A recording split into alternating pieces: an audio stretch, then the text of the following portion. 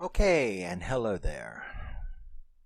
If you're new here, my name is Rusty, and this is my channel where I talk about my favorite movies, mostly horror, and my favorite music, mostly metal. And I usually don't do movies that I haven't bought yet, but I will definitely be buying this as soon as it is available to purchase on Blu-ray.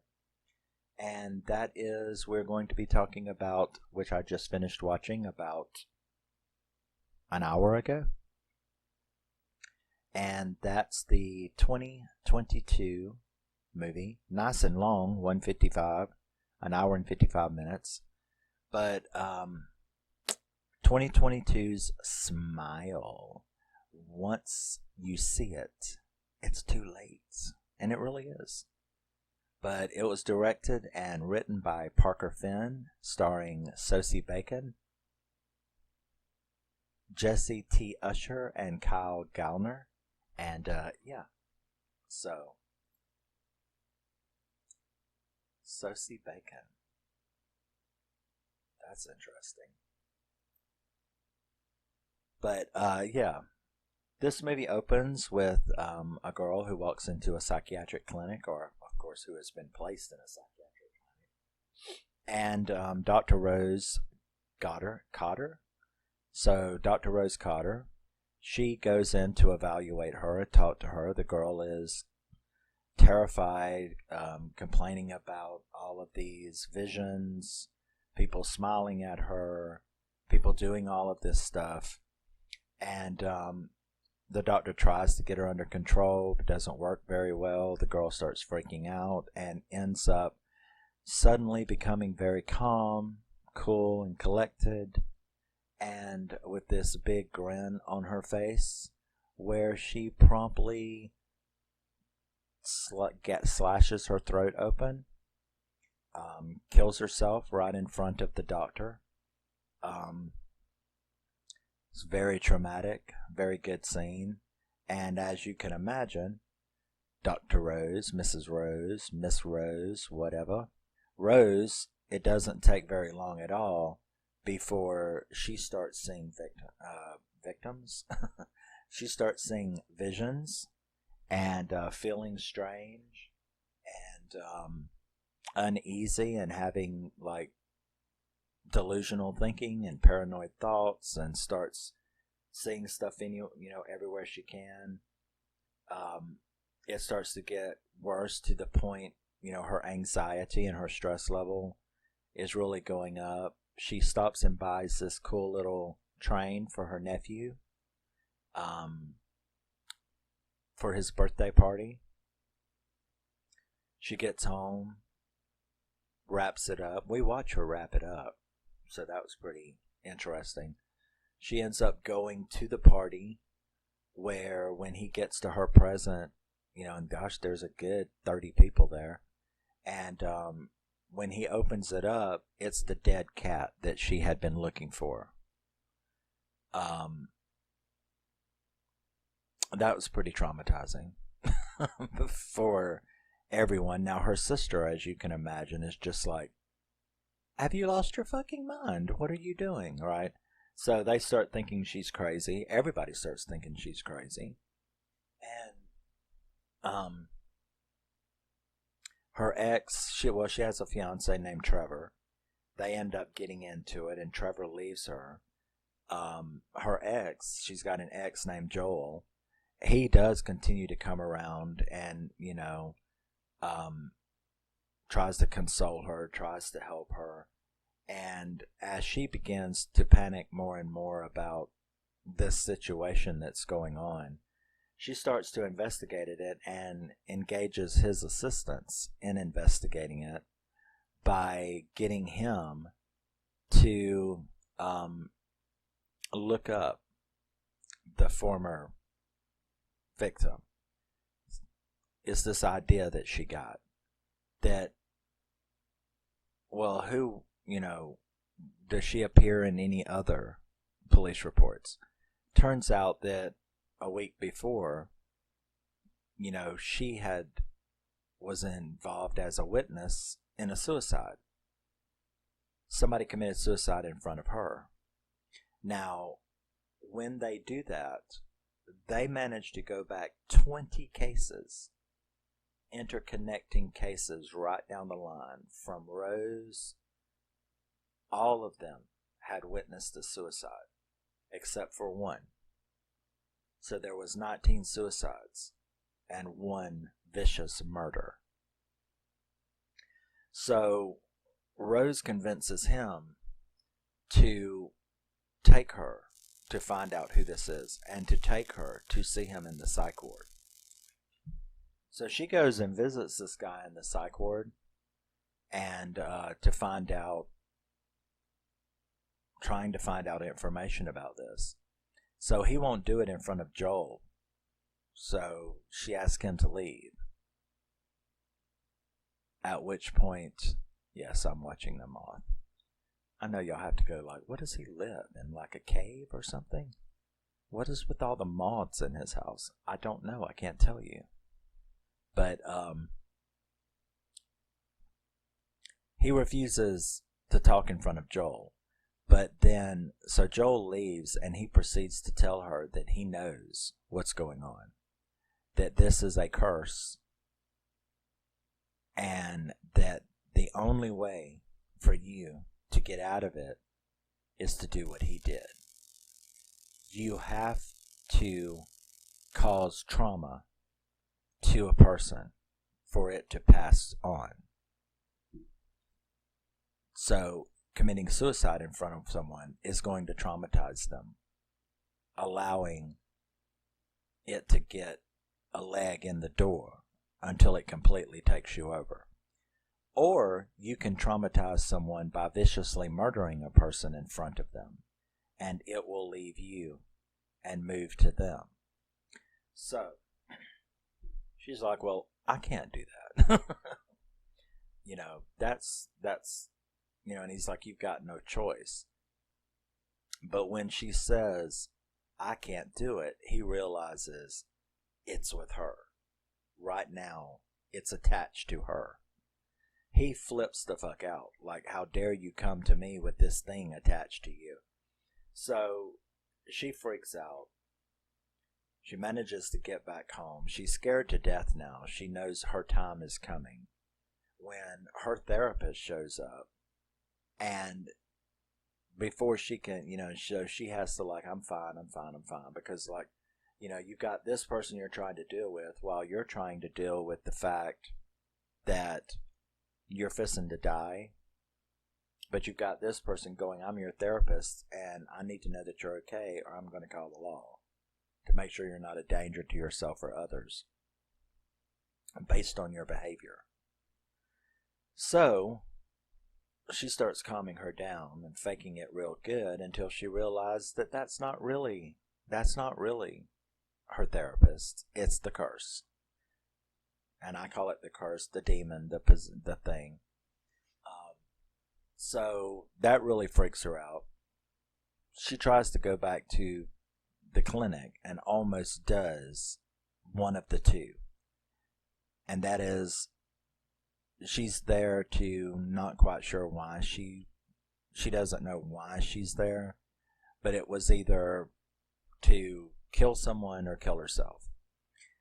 But so she has a vision about it. It freaks her out.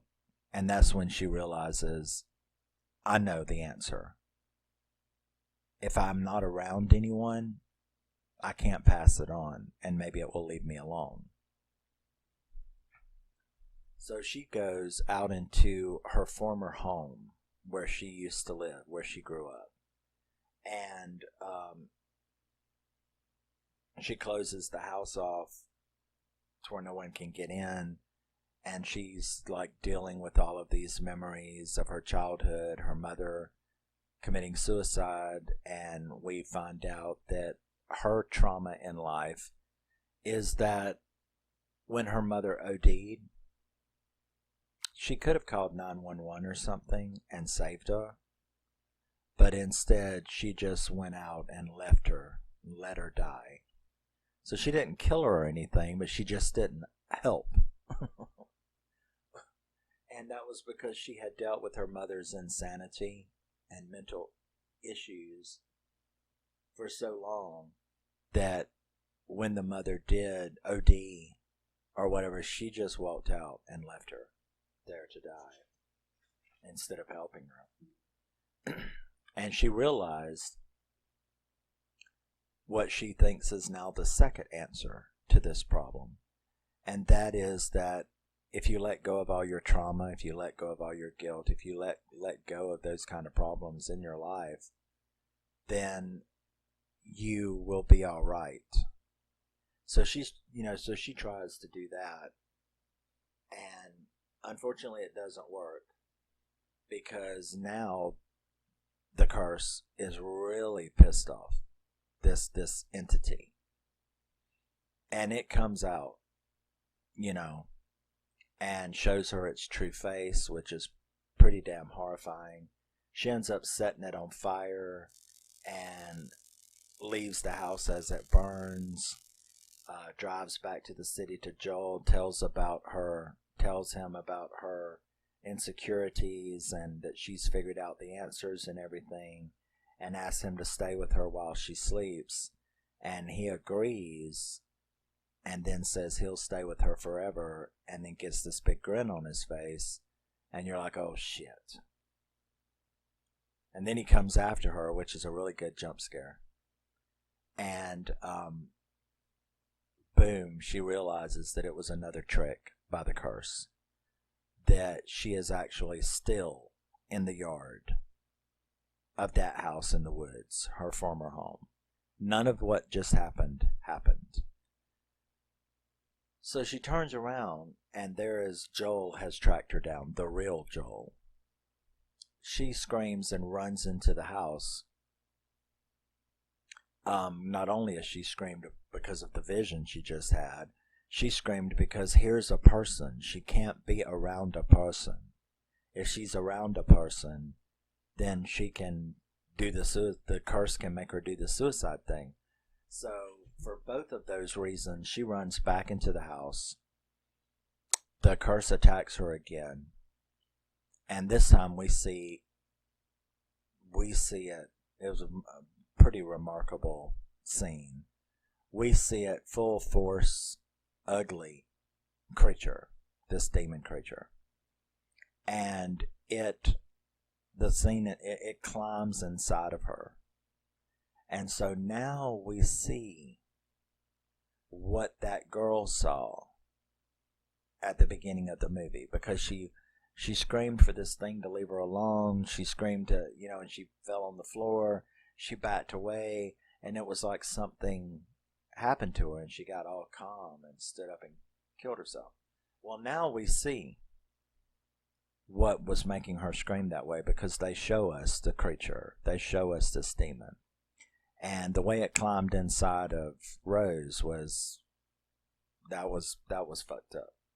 So it climbs inside of her, and Joel finally manages to kick the door in and gets in there. And when he gets in there, she is standing up against this big bay window. And you can tell that she's holding a petrol can over her, and she's poured petrol all over herself. And he's like, Rose, what are you doing? Are you okay? And she turns around with this big, giant grin on her face. And lights herself on fire. And it zooms in on Joel's eyes, and you can see the reflection of her burning. And you know that he's fucked. So she lost. And the curse continues. And of course now it's in Joel. So there you go. Not a happy ending. And have you noticed that in a lot of horror movies? Horror movies are getting less afraid, I think, of not letting the good guys win, or giving fair play to the bad side. And what I mean by that, and it's a 7.5 out of 10 to me. Like I said, all of them were. But No duds. So it's a great Halloween week. So what was I saying about, yeah, that horror movies seem to be taking more of a chance and going, we're not going to be formulaic. We are not going to have to stick to the tropes. Sort of like that Husk did when it said we don't have to have a final girl. It's okay to have a final boy. And we don't have to have certain tropes in a movie. We don't have to do that. And I've noticed that a lot of, especially independent, like I said, Smile is from Vertical Entertainment, just like that Secret of Shinshani, that video. You can go to Vertical Entertainment online. Just go click in Vertical Films or something like that, and the website will come up. And if you go down their catalog, they're a really good movie production company. I've got a lot of their movies. They did Trash Fire. They did a lot of stuff. They're hooked with this too, Smile. So they're a really good, if you're an indie filmmaker out there or something, hit up Vertical. They might help you out. Join in some distribution with you. But anyway, like I said, yeah. Movies seem to be taking a lot more chances, and I like that. They're like going, we don't have to give you a happy ending. We don't have to let the hero win, because that's not the way it happens in real life. And there's evil wins a lot out there. Take a trip through true crime, and you will see. So, a movie having to have a happy ending, having to have, it work out the way you want it to, they've become a little bit more brave about saying, nope, not going to do that. And Smile is that way, because I thought after all her hard work that she would defeat this thing. Because, that's what I would have thought of too. Maybe if I went somewhere where I couldn't pass it on, it would say, fuck this dude. I'm not staying in him because I can't get out. I can't get passed along. He beat me. So I'm going to, do whatever. But maybe it can't, right? Maybe it can't leave you. Maybe it's stuck in there and will torment you until you get it done one way or the other. So, I don't know. But I liked it. I liked the way that it kind of was like, nope, not going to give it to you. And I'm not saying I didn't want it, but I'm okay with you not giving it to me. I wanted her to make it through it and defeat it, but at the same time, that's okay. All right. You got me. So there could definitely be a sequel, right? So that's good. But yeah. So that was 2022's Smile.